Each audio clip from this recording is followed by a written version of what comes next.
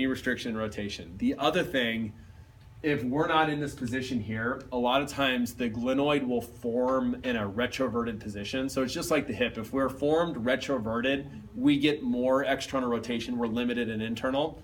That's actually becomes a benefit later on in life for baseball. Right.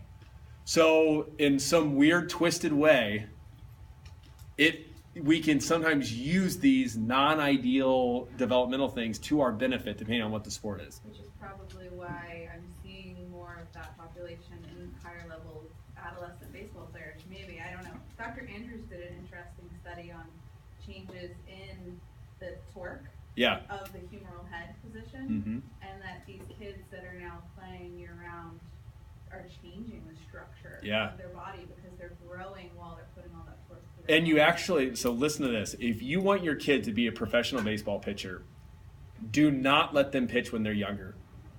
Do you hear me?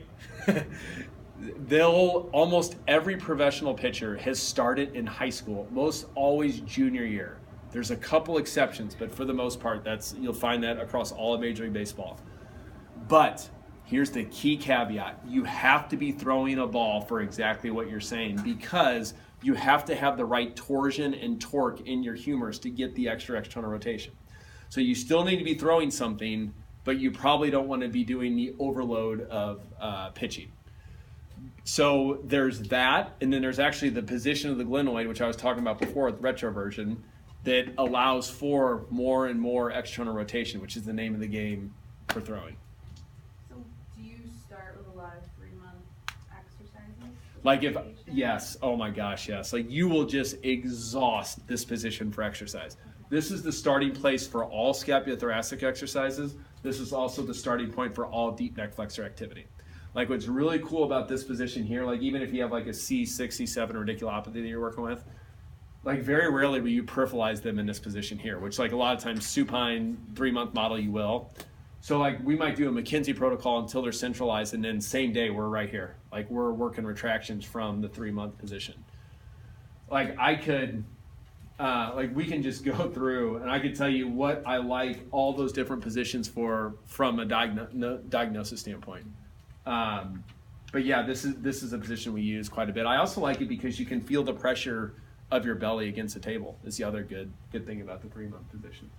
I didn't follow you on that. You said you wouldn't peripheralize then? So in the what we don't want when we're treating disc derangement is we don't want radicular symptoms going down the arm. That means that there's actually amazing research on that, but it basically tells us we're taking them in the wrong direction or they're in the wrong position.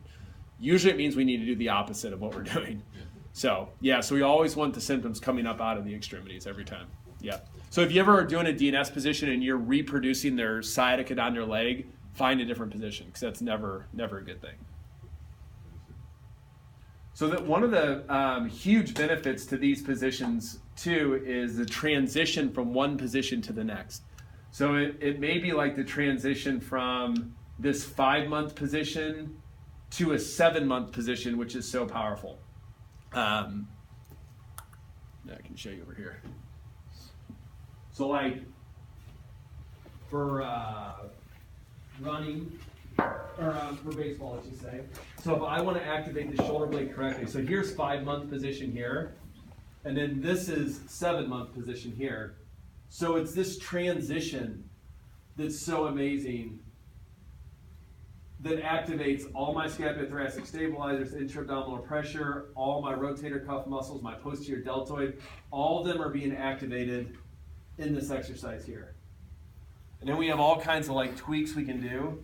So like sometimes patients have a hard time with that, like getting that uprighting. So we could start with them here and they can practice going back and forth, and then all of a sudden it becomes a whole lot easier for them to see what it feels like to use momentum to get them up to this position here. So, but it's a transition from one position into the next that is so powerful in DNS. It's powerful just to be in a lot of these positions. Like for example, right now, with my leg, I do a lot of stuff from tripod here because I can really have a huge influence on my vastus medialis from this position here. So it all depends on what our goals are.